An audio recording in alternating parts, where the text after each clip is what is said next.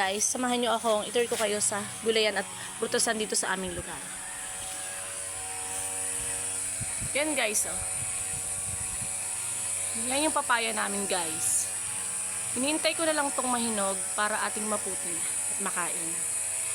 Meron pa rin pala kami ditong manggahan. Manggahan to ng aming kapitbahay. Yan guys. Sobrang daming bunga niyan. Yan oh. Kahit yung iba namin kapitbahay, napakadaming manggahan dito guys. Kaso nga lang, maliliit yung bunga niya kasi sobrang init. Diba? Sobrang daming bunga.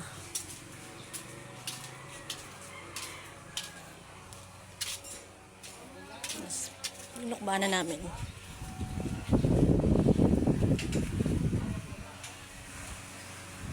Yan guys, o daming bunga.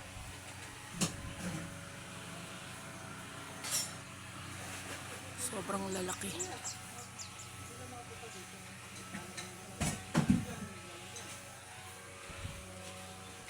Meron nga din pala kami dito guyaban.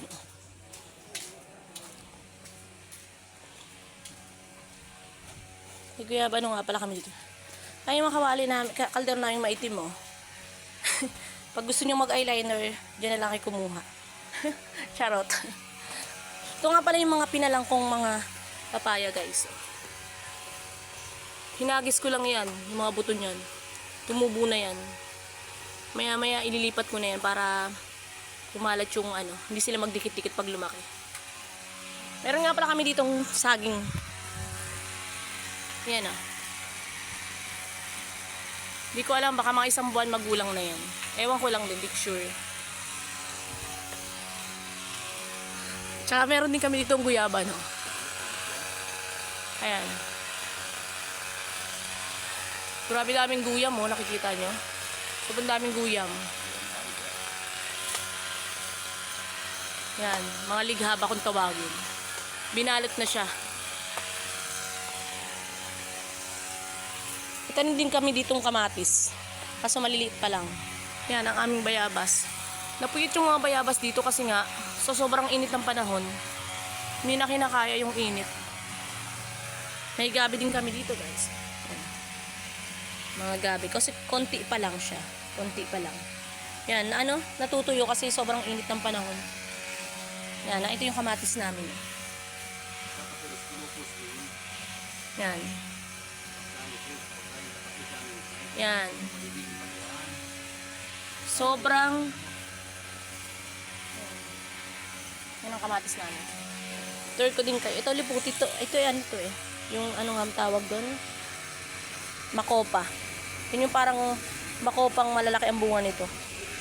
Parang mansanas ang pagkabunga niya.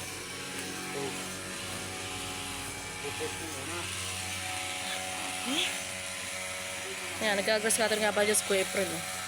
Para nga naman luminis yung kapaligiran. So, sobrang damo na. Diretso ko na. Yan, pupunta nga pala ako dito sa ano. Tour ko rin kayo dito sa gulayan ni Kuya Lunti. Yan guys, nakita nyo yung bulaklak na yun, no? Sobrang daming bulaklak ko. Ewan ko anong tawag yan sa bulaklak na yan. Yan, sobrang daming kalamansi dito guys. Yung laki ng bunga. Napakaraming tanim dito ni Kuya Lunti. Yan, may pichay dyan, may kalabasa, may sitaw, may okra, may talbos ng kamote. Kaya sabi nga nila, diba guys, pag may tinanim, may aanihin. Napakasipag nito magtanim is Kuya Lunti. Humingi ka lang nyo kay Kuya Lunti, napakabait na, namimigay agad yan. Binakuran nga pala nila ito guys, kasi nga, para hindi mapasok ng mga kambing, baka. Yan, si Kuya Fred, nag-grass cutter.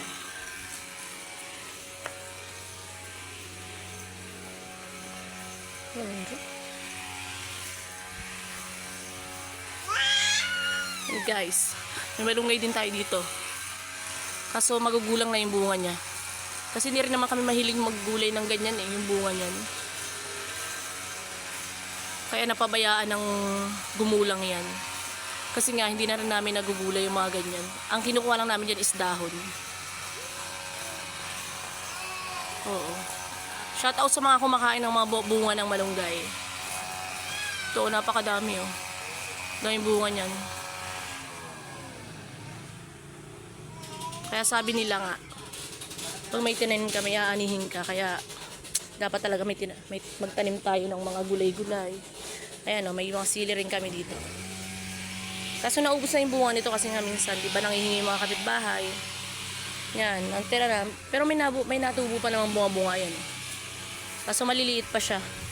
Bagong tubo pa lang siya. Bunsya. Hi na. Say hi na. Ayan. Tamang tambay dito ang aking bunso. Kaya guys, please subscribe my YouTube channel, Genta Vlog. Sa mga hindi pa nakaka-follow, please follow my YouTube channel. Ang next ko naman ibablog guys, yung dagat namin. Tingnan natin kung anong makikita nating mga laman dagat na pwede nating maulam.